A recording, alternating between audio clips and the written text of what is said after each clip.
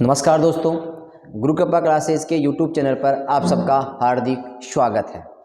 देखो भाई, सीटी की एग्ज़ाम आपकी समाप्त हो चुकी है और अब रीट की एग्ज़ाम बहुत पास में है। फरवरी लास्ट वीक के अंदर रीट की एग्ज़ाम है और उसी रीट की एग्ज़ाम के लिए मैं आपके लिए हिंदी व्याकरण का जो कोर्स है वह 0 लेवल से प्रारंभ करने जा रहा हूँ। जितने भी विद्यार्थी शिक्षक गण की तैयारी कर रहे हैं वह विद्यार्थी हमारे इस YouTube चैनल के माध्यम से आप जुड़े और पूरी हिंदी व्याकरण को 20 से 25 दिन की क्लासों में मैं समाप्त करने वाला हूं। एक भी ऐसा प्रश्न नहीं होगा जो आपकी इन क्लासों से बाहर जाएगा। मैं 0 लेवल से बात करूंगा, हाई लेवल तक जाऊंगा।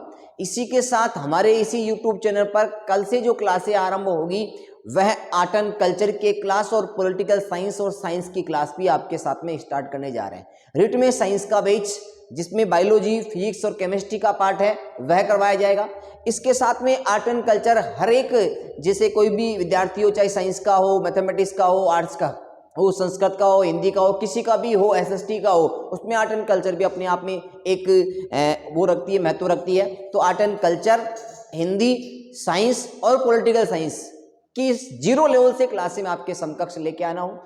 आप लोग जुड़े रहिए। जितने भी आपके साथी हैं उनके साथ इस वीडियो को शेयर कीजिए। मैं आपको इतना विश्वास दिला सकता हूं कि अगर 20 रोज तक आप लोग जो रीट की तैयारी करने वाले विद्यार्थी हमारे चैनल के साथ जुड़ गए तो ऐसा कोई प्रश्न नहीं होगा जो आप लोग एग्जाम में नहीं करके आओगे। इतना विश्वास के साथ कह सकता हूं और फुल कॉन्फिडेंस के साथ आपको बता रहा हूं, एक भी प्रश्न आपके एग्जाम से बाहर नहीं जाएगा। ठीक है, मेरा एक ही उद्देश्य है कि अब 20 दिन के अंदर कैसे शिक्षक बनते हैं वो मैं आपको दिखा रहा हूं, एक चीज भी नहीं छोड़ने वाला हूं। तो बिना समय गवाए हम चलते हैं। सबसे पहला हमारा टॉपिक आता है शब्द विचार। आज हम बात करेंगे शब्द विचार के ऊपर। अब शब्द विचार में सबसे पहले बात आती है कि सर शब्द किसे कहते हैं। तो सबसे पहले बात आती है शब्द की परिभाषा की। सबसे पहले बात आती है शब्द की परिभाषा की। तो भाई शब्द की परिभाषा क्या होती है आपको बताऊं कि वर्णों के सार्थक समूह को क्या कहते हैं? शब्द। वर्णों के सार्थक समूह को क्या कहते हैं? भाई शब्द कहते हैं। थोड़ा सा मैं आपको यहां बता दूं कि वर्णों के सार्थक समूह को क्या कहते हैं? भाई शब्द कहते हैं। तो यहां हमने बात की सबसे पहले किसकी? शब्द की बात की। और शब्द की जो परिभाषा होती है वह क्या होती है? तो मैं सबसे पहले आपको परिभाषा के बारे में बता दूं कि शब्द की परिभाषा क्या होती है। ध्यान रखना, वर्णों के सार्थक समूह को क्या कहते हैं? शब्द कहते हैं। किनके सार्थक समूह को शब्द कहते हैं? भाई वर्णों के सार्थक समूह को। वर्णों के सार्थक समूह को, वर्णों के सार्थक समूह को, वर्णों के सार्थक समूह को, वर्णों के सार्थक समूह को शब्द कहते हैं। वर्णों के सार्थक समूह को शब्द कहते हैं। एक एक चीज देखेंगे, कहीं कोई दिक्कत नहीं आने वाली है। तो भाई शब्द किसे कहते हैं? वर्णों के सार्थक समूह को शब्द कहते हैं। एक बात समझ में आई। अब आप कहोगे सर किनके सार्थक समूह को शब्द कहते हैं? अरे भाई वर्णों के सार्थक समूह को शब्द कहते हैं। अब यहां प्रश्न आ सकता है कि सर वर्ण किसे कहते हैं? भाषा की वह सबसे छोटी इकाई जिसके कभी टुकड़े नहीं होते हैं उसे क्या कहते हैं? वर्ण कहते हैं। फिर बोल रहा हूं, भाषा की वह सबसे छोटी इकाई जिसके कभी टुकड़े नहीं हो सकते उसे हम क्या कहते हैं? वर्ण। तो ध्यान रखना, भाषा की वह सबसे छोटी इकाई, भाषा की वह सबसे छोटी इकाई, भाषा की वह सबसे छोटी इकाई, भाषा की वह सबसे छोटी इकाई जिसके कभी टुकड़े नहीं हो सकते, जिसके कभी टुकड़े ना हो, जिसके कभी टुकड़े ना हो उसे क्या कहते हैं? भाई वर्ण कहते हैं। फिर मैं बता रहा हूं, हम बात कर रहे हैं शब्द विचार की कि वर्णों के सार्थक समूह को शब्द कहते हैं। आपका क्वेश्चन बोला कि सर किनके सार्थक समूह को शब्द कहते हैं? वर्णों के सार्थक समूह को शब्द कहते हैं। अब आगे पूछ सकते हो कि सर वर्ण किसे कहते हैं? तो भाई भाषा की वह सबसे छोटी इकाई जिसके कभी टुकड़े ना हो उसे हम क्या कहते हैं? वर्ण कहते हैं। अब आप कहोगे सर कैसे, जैसे मैंने यहां पर लिखा कै, और कै के क्या आप टुकड़े कर सकते हो क्या? नहीं कर सकते हो। मैंने आपको वर्ण का जो वीडियो पढ़ाया था, आप पिछले हमारे वीडियो के अंदर देखा होगा, चैनल के ऊपर देख लेना, वर्ण परिचय वाला। तो मैंने आपको परिभाषा बताई थी कि कामता प्रसाद गुरु ने वर्ण की परिभाषा बताई थी कि वर्ण वह मूल ध्वनि है जिसके अन्य टुकड़े नहीं कर सकते। तो वर्णों को मूल ध्वनि किसने कहा था? कामता प्रसाद गुरु ने।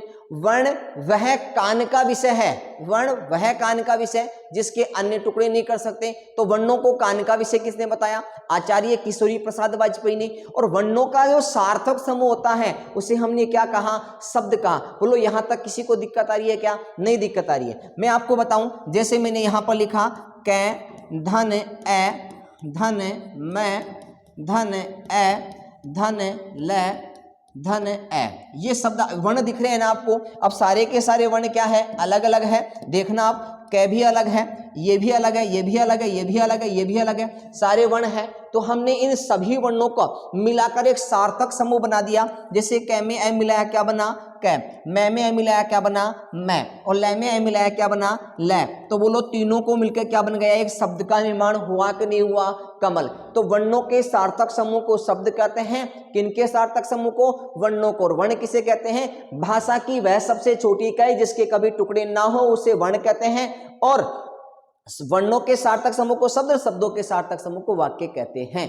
ये आपको परिभाषा हो गई। अब हम बात करते हैं शब्द विचार के ऊपर।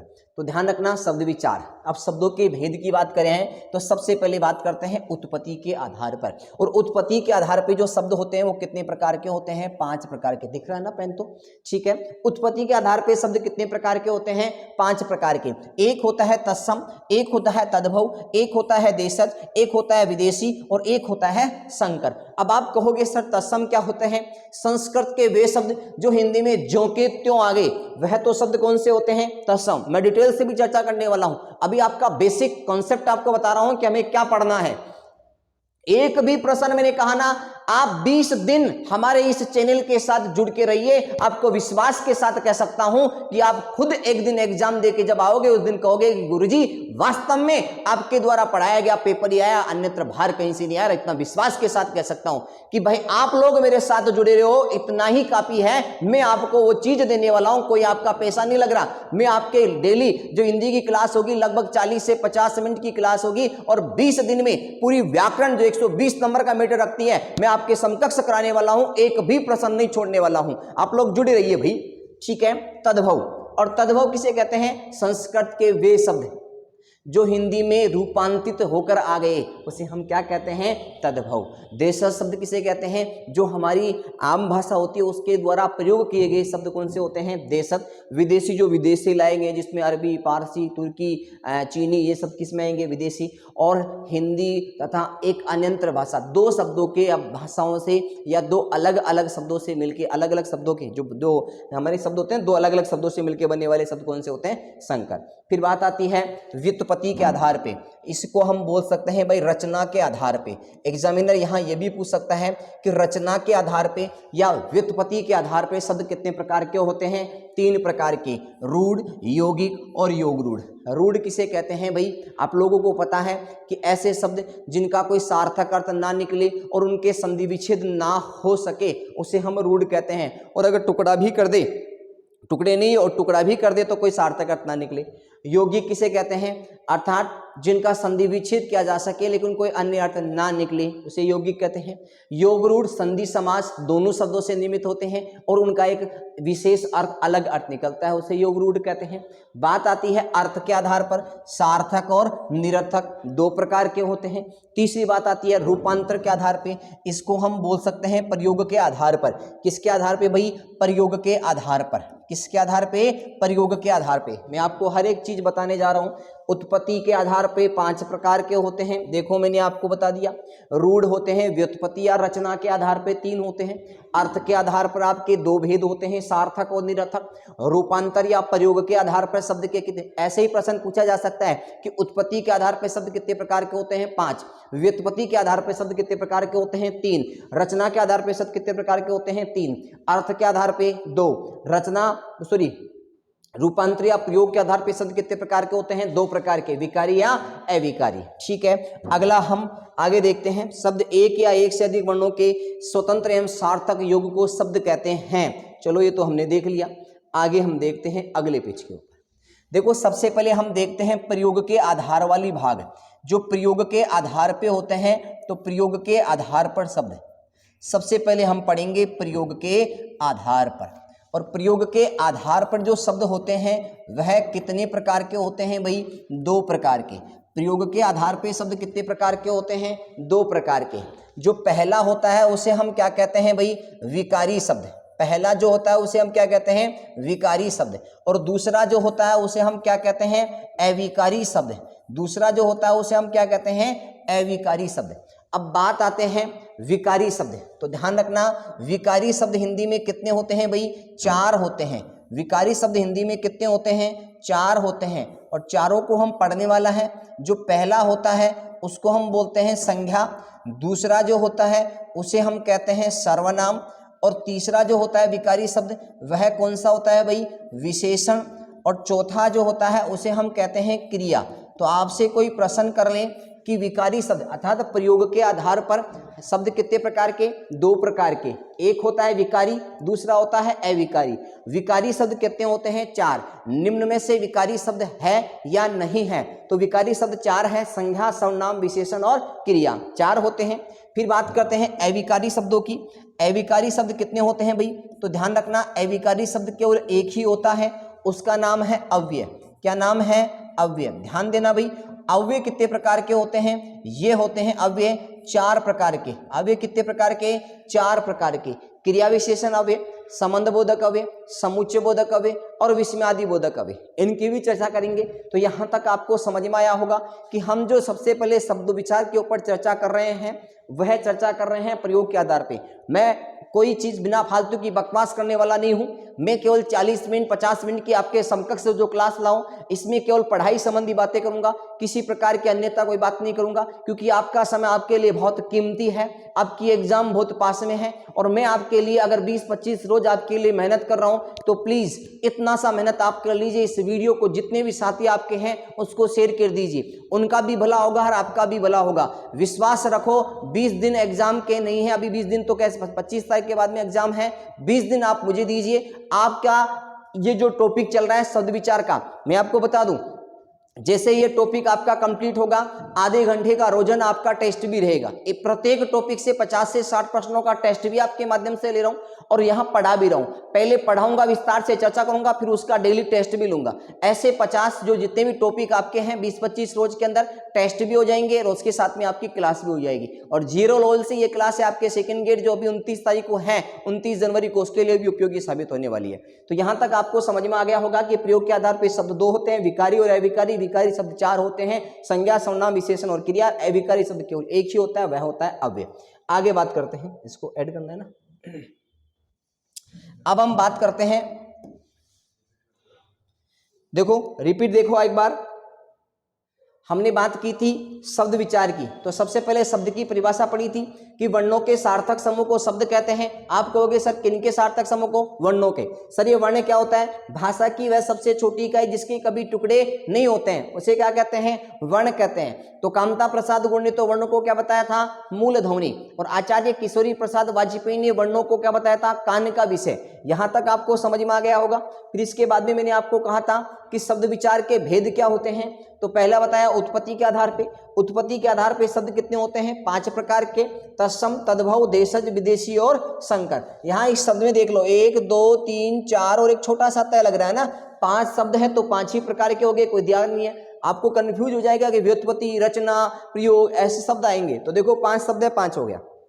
व्युत्पत्ति में आप याद कर लो रचना, र च न, बोलो कितने शब्द हैं? 3। तो रूढ़, यौगिक और योग रूढ़ 3 हो गए। फिर आता है अर्थ, बोलो अर्थ में कितने शब्द दिख रहे हैं? 2, सार्थक और निरर्थक। देखो इसमें प्रयोग, प्र के ऊपर जोर मत दो, योग, योग में कितने शब्द होते हैं? 2, विकारी और अविकारी। बात की हमने किसकी? विकारी की। और विकारी शब्द कितने होते हैं? 4। संज्ञा, सर्वनाम, देखो मैंने यहाँ पर बता दिया होगा, देखो ये बताया मैंने। प्रयोग के आधार पे हम सबसे पहले पढ़ेंगे, 2 होते हैं विकारी और अविकारी। विकारी कितने होते हैं? 4। विकारी कितने होते हैं भाई? 4। संज्ञा, सर्वनाम, विशेषण और क्रिया। अविकारी शब्द होता है केवल एक ही अव्यय, ठीक है। इसके आगे चलते हैं हम सबसे पहले विकारी शब्दों में, और विकारी शब्दों में सबसे पहले हम पढ़ने वाले हैं सर्वनाम। विकारी शब्दों में हम सबसे पहले पढ़ने वाले हैं सर्वनाम। देखो संज्ञा एक छोटा सा टॉपिक है, उसको हम पहले नहीं देख रहे हैं, सबसे पहले हम देख रहे हैं सर्वनाम को। अब सर्वनाम का जितना बेसिक आज हम पढ़ सकते हैं उसको पढ़ने का प्रयास करेंगे। सबसे पहले बात आता है कि सर सर्वनाम का अर्थ क्या होता है। तो सर्वनाम का अर्थ होता है सबका नाम। ध्यान रखना, सर्वनाम का शाब्दिक अर्थ क्या होता है, सबका नाम।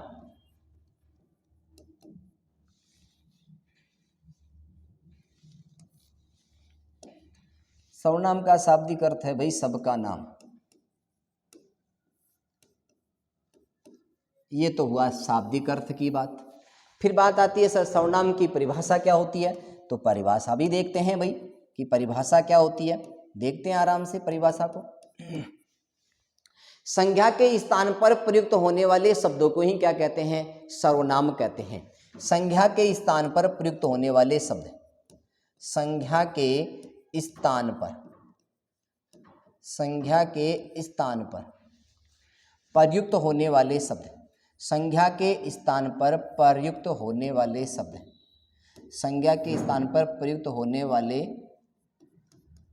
दिखा है ना आगे तो, होने वाले शब्द, संज्ञा के स्थान पर प्रयुक्त होने वाले शब्द क्या कहलाते हैं, सर्वनाम कहलाते हैं। कि संज्ञा के स्थान पर प्रयुक्त होने वाले शब्द क्या कहलाते हैं, सर्वनाम कहलाते हैं। अब बात आती है कि सर इन सर्वनामों का प्रयोग जो होता है ना, वो प्रयोग क्यों करते हैं, प्रयोग की बात करते हैं सर, प्रयोग क्यों करते हैं इनका, तो ये भी सुन लो।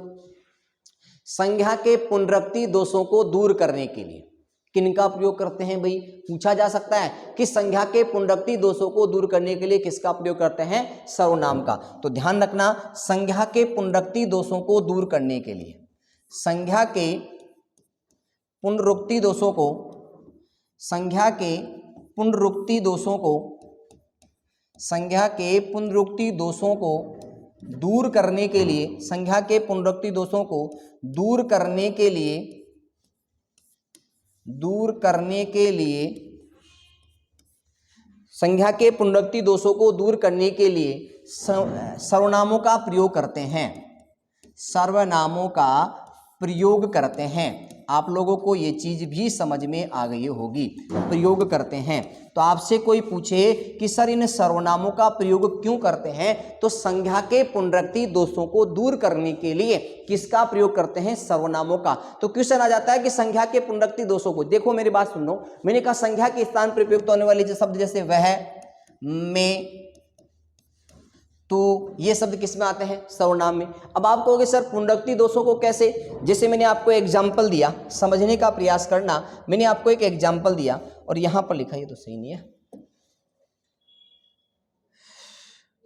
हाँ देखो, जैसे मैंने आपको एग्जाम्पल दिया, राम जयपुर जाता है, राम आगरा गया, राम जयपुर जाता है, राम बैठ गया, राम सो गया, राम खाना खा रहा है। तो यहाँ पर एक ही शब्द बार बार आ रहा है कि नहीं आ रहा। तो अगर मैं इसी शब्द की जगह संज्ञा के पुनरुक्ति तथा राम शब्द को बार बार न बोलकर यहाँ क्या बोल दूं, राम जयपुर गया, वह वहां से आगरा जाएगा और वह खाना खाएगा। तो यहाँ पर संज्ञा के पुनरुक्ति दोषों को दूर करने के लिए मैंने किनका प्रयोग किया, सर्वनामों का प्रयोग किया। तो ये चीज आपको समझ में आ गई होगी, ये भी आपको समझ में आ गई, ठीक है। आगे की बात चलते हैं हम, जो सबसे पहले सर्वनाम की बात हुई। अब सर्वनाम कितने होते हैं, सर्वनामों की संख्या की बात करें तो सर्वनाम कितने होते हैं भाई बताओ। तो सबसे पहले सर्वनामों की संख्या,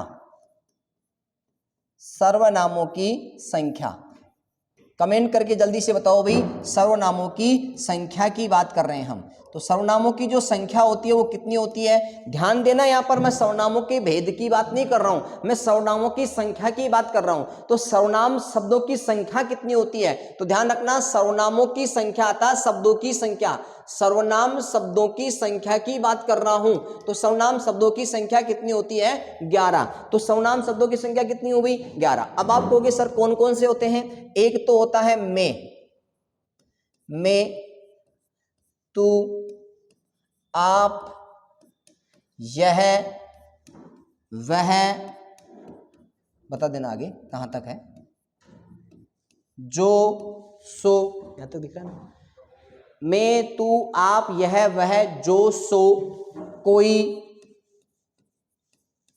कौन, क्या। बताओ 11 हो गए क्या? 1 2 3 4 5 6 7 8 9 10। मैं, तू, आप, यह, वह, जो, सो, कोई, कौन, क्या, कुछ। ये शब्द क्या है भाई? सर्वनाम। 11 सर्वनाम शब्द हुए कि नहीं हुए? अब ये 11 सर्वनाम शब्द है। अब मैंने आपसे पूछा निम्न में से मूल सर्वनाम नहीं है। मैंने यहां पर पूछा निम्न में से मूल सर्वनाम शब्द नहीं है। निम्न में से मूल सर्वनाम शब्द नहीं है। मूल सर्वनाम शब्द नहीं है, तो ध्यान देना मूल सर्वनाम शब्द नहीं है। पहला ऑप्शन दिया मैंने तुम, दूसरा ऑप्शन दिया मैंने आप, तीसरा ऑप्शन दिया मैंने तू, और चौथा ऑप्शन दिया मैंने कुछ। तो बताओ निम्न में से मूल सर्वनाम शब्द नहीं है। अब ज्यादातर विद्यार्थी क्या करेंगे, जिनके ये नहीं पढ़ा हुआ है वह तुमको लगाएंगे। मैं आपको फिर बोल रहा हूं, कामता प्रसाद जो गुरु है उसने सर्वनामों की संख्या जो 11 मानी है वो 11 यही है। मैं, तू, आप, यह, वह, जो, सो, कोई, कौन, क्या, कुछ। लेकिन इसमें तुमको मूल सर्वनामों की संख्या में नहीं माना है। तो ध्यान रखना इसका आंसर क्या होगा? तुम होगा। तुम मूल सर्वनाम नहीं है, ये बाकायदा मैंने आपको यहाँ पर बता दिया है। ये सब प्रश्न आपके एग्जाम में आ सकता है। बोलो समझ में आया कि नहीं आया? अगर समझ में आ रहा है, क्लास अच्छी लग रही है, तो जितने भी साथी हैं सबको शेयर कीजिए और कमेंट में जरूर बताइए कि हाँ गुरुजी समझ में आ रहा है, क्योंकि समय आपका बड़ा कीमती है। नहीं समझ में आ रहा है तो मैं अभी चला जाऊंगा। यहाँ तक आपको समझ में आया होगा। अब हम बात करते हैं भेद की। सर्वनामों की संख्या सबको समझ में आ गई होगी। अब हम बात करते हैं सर्वनामों के भेद। सर्वनाम के भेद। अब बात कर रहे हैं किसकी? सर्वनाम के भेद की। तो सर्वनाम के जो भेद होते हैं वह भेद कितने होते हैं भाई? 6 भेद होते हैं। सर्वनाम के भेद कितने होते हैं? 6 भेद होते हैं। ठीक है, सर्वनाम के कितने भेद होते हैं भाई? 6 भेद होते हैं। पहला जो भेद होता है पुरुषवाचक, पहला जो भेद होता है वह होता है पुरुषवाचक। ठीक है, दूसरा जो भेद होता है वह होता है निश्चयवाचक। दूसरा भेद कौन सा होता है? निश्चयवाचक, निश्चयवाचक। तीसरा जो भेद होता है वह कौन सा होता है? अनिश्चयवाचक। तीसरा भेद कौन सा होता है? अनिश्चयवाचक। ये तीसरा भेद हो गया भाई। और चौथा जो भेद होता है वह होता है पुरुषवाचक, निश्चयवाचक, अनिश्चयवाचक, और यह आ गया प्रश्नवाचक। प्रश्नवाचक। पांचवा भेद हो गया संबंधवाचक, सॉरी,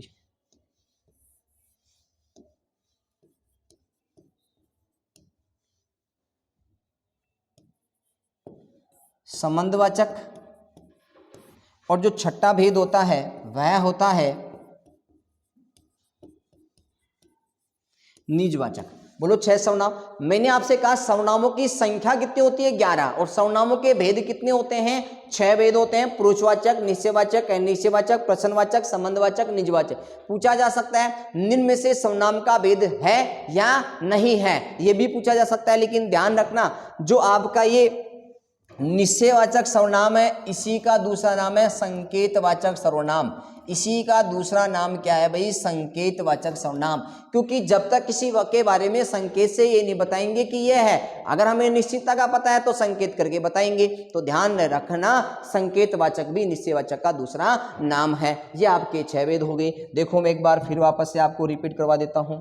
मैंने आपको पढ़ाया था शब्द की परिभाषा कि वर्णों के सार्थक समूह को क्या कहते हैं? शब्द। सर वर्ण किसे कहते हैं? भाषा की सबसे छोटी इकाई जिसके कभी टुकड़े नहीं होते हैं उसे हम शब्द वर्ण कहते हैं और इनके सार्थक समूह को शब्द कहते हैं। आगे हमने बात की थी शब्द विचार। अब शब्द विचारों में बात की थी सबसे पहले उत्पत्ति के आधार पे। उत्पत्ति के आधार पे शब्द कितने प्रकार के होते हैं? 5 प्रकार के। तत्सम, तद्भव, देशज, विदेशी और संकर। व्युत्पत्ति या रचना के आधार पे शब्द कितने होते हैं? 3 प्रकार के। रूढ़, यौगिक और योग रूढ़। अर्थ के आधार पे शब्द कितने प्रकार के होते हैं? 2 प्रकार के। सार्थक और निरर्थक। रूपांतर या प्रयोग के आधार पर शब्द कितने प्रकार के होते हैं? 2 प्रकार के। विकारी और अविकारी। फिर हमने बात की थी विकारी शब्द कितने होते हैं? प्रयोग के आधार पर शब्द दो होते हैं, जिसमें विकारी शब्द कितने होते हैं? 4, संज्ञा, सर्वनाम, विशेषण और क्रिया। अविकारी शब्द कितने होते हैं? 1, अर्थात अव्यय को ही अविकारी शब्द कहते हैं। इसके बाद में हमने बात की कि सर्वनाम शब्द का शाब्दिक अर्थ क्या होता है? सबका नाम। संज्ञा के स्थान पर प्रयुक्त होने वाले शब्द क्या होते हैं? सर्वनाम। इन सर्वनामों का प्रयोग क्यों करते हैं? संज्ञा के पुनरुक्ति दोषों को दूर करने के लिए या संज्ञा के पुनरुक्ति दोषों से बचने के लिए किसका प्रयोग करते हैं भाई? सर्वनामों का प्रयोग करते हैं। इसके आगे मैंने बताया सर्वनाम मुख्यतः कितने होते हैं? 11। ये 11 संख्या किसने बताई थी? कामता प्रसाद गुरु ने। मैं, तू, आप, यह, वह, जो, सो, कोई, कौन, कुछ और क्या, ये 11 सर्वनाम होते हैं। ध्यान रखना, इसके अंदर तुम जो सर्वनाम होता है वो मूल सर्वनाम नहीं है। समझ में आ गया होगा। आगे की हम बात करते हैं। सर्वनाम के भेद कितने होते हैं? 6 भेद होते हैं। पुरुषवाचक, निश्चयवाचक, अनिश्चयवाचक, प्रश्नवाचक, संबंधवाचक और निजवाचक। चलो आगे हम देखते हैं। सबसे पहले बात करते हैं पहले सर्वनाम की, और पहला सर्वनाम होता है पुरुषवाचक सर्वनाम। कौन सा सर्वनाम होता है भाई? पुरुषवाचक सर्वनाम। अब पुरुषवाचक सर्वनाम की हम बात करते हैं। सबसे पहले परिभाषा की। परिभाषा क्या होती है पुरुषवाचक सर्वनाम की? जल्दी बताइए कोई, अगर किसी को आता है तो जल्दी बताओ भाई परिभाषा। तो ध्यान रखना, पुरुषवाचक सर्वनाम की परिभाषा क्या होती है कि वे सर्वनाम जिनमें वक्ता, श्रोता तथा अन्य तटस्थ का बोध होता है उसे हम क्या कहेंगे?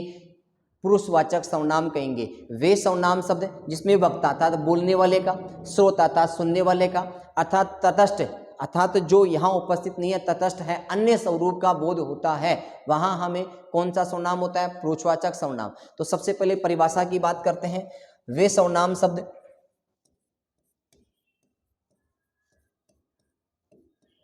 वे सर्वनाम शब्द वे सर्वनाम शब्द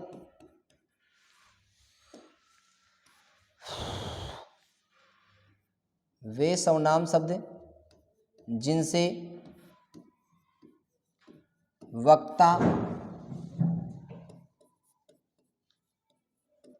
श्रोता तथा तटस्थ अन्य स्वरूप का बोध हो, अन्य स्वरूप का बोध हो उसे पुरुषवाचक सर्वनाम कहते हैं। उसे पुरुषवाचक सर्वनाम कहते हैं। अर्थात बोलने वाले, सुनने वाले तथा अन्य का बोध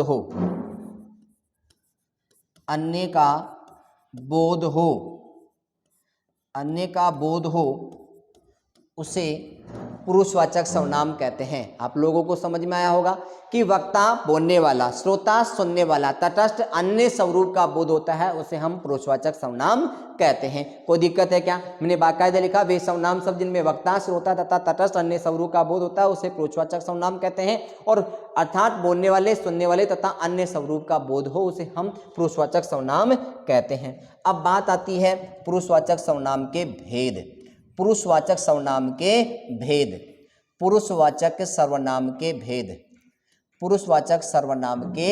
भेद की बात करते हैं। तो पुरुषवाचक सर्वनाम के भेद की बात करते हैं भाई। तो भेद कितने होते हैं? 3। पहला जो भेद होता है उसे हम कहते हैं उत्तम पुरुष। और दूसरा जो भेद होता है उसे हम कहते हैं मध्यम पुरुष।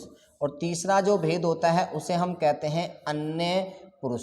तो ये भी आपको समझ में आ गया होगा। उत्तम पुरुष, मध्यम पुरुष और अन्य पुरुष, पुरुषवाचक सर्वनाम के कितने भेद होते हैं? 3, उत्तम, मध्यम और अन्य। कोई दिक्कत है? समझ में आ रहा होगा तुम लोगों को। इसके यहाँ तक आओगे आपको।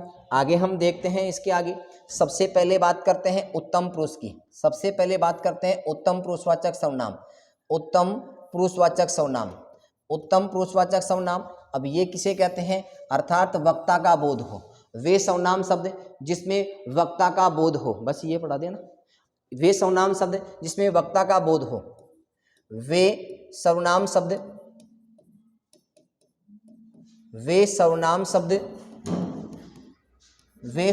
शब्द जिनमें या जिनसे वे सर्वनाम शब्द जिनमें वक्ता का बोध हो, वक्ता का बोध हो, वे सर्वनाम शब्द जिनमें वक्ता का बोध हो अर्थात बोलने वाले स्वरूप का बोध हो, अर्थात बोलने वाले का बोध हो, बोलने वाले का बोध हो, उसे हम क्या कहते हैं भाई? उत्तम पुरुष कहते हैं। अब पहचान की बात करते हैं, उत्तम पुरुषवाचक की पहचान की बात करते हैं तो ध्यान रखना मैं से और है से, मैं से और है से प्रारंभ होने वाले जितने भी सर्वनाम होते हैं वो सब किस में आते हैं? उत्तम पुरुषवाचक सर्वनाम में आते हैं। जैसे मैं बात करूं मैं, मेरा, मुझे, मैं, मेरा, मुझे, मुझसे, मुझको, और है से हो गया हम, हमारा, हमें, हमको, हमसे आदि।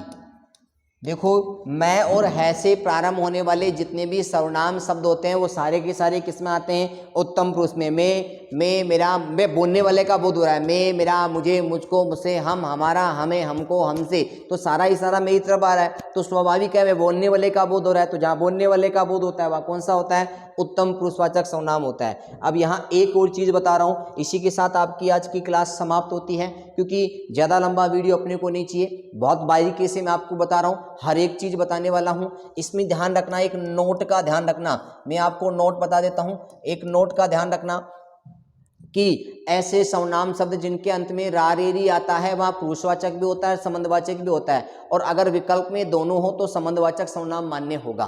तो आपको बता देता हूं, जिन सर्वनाम शब्दों के अंत में, जिन सर्वनाम शब्दों के अंत में, जिन सर्वनाम शब्दों के अंत में, जिन सर्वनाम शब्दों के अंत में, जिन सर्वनाम शब्दों के अंत में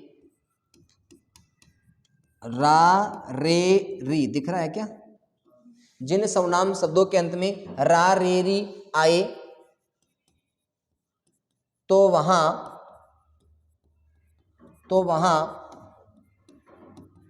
पुरुषवाचक तथा संबंधवाचक सर्वनाम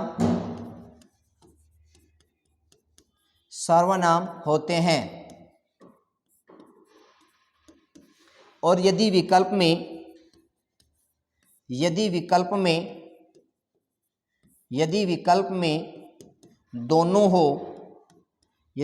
में दोनों हो तो संबंधवाचक सर्वनाम आएगा, तो संबंधवाचक सर्वनाम आएगा। ये आपको समझ में आ गया होगा। अगर विकल्प, जहां ध्यान रखना मैंने आपको कहा कि ऐसे सर्वनाम शब्द जिनके अंत में रा रे री आ जाता है तो वहां पुरुषवाचक भी होगा और संबंधवाचक भी होगा, दोनों, और दोनों ऑप्शन में आ जाता था। विकल्प में दोनों हो तो आपको वहां पुरुषवाचक नहीं करना है, क्या करना? आपको संबंधवाचक करना है। ध्यान देना इस बात के ऊपर, संबंधवाचक सर्वनाम करना है। आ गया होगा तुम समझ में। मैं आपको एक एग्जाम्पल देता हूं छोटा सा, जैसे मैंने आपको दिया कि सोहन मेरा भाई है, सोहन मेरा भाई है। बताओ इसमें कौन सा सर्वनाम है? यहां ऑप्शन में पुरुषवाचक भी आ गया, ऑप्शन में पुरुषवाचक भी आ गया, ऑप्शन में निजवाचक भी आ गया, ठीक है, ऑप्शन में संबंधवाचक भी आ गया,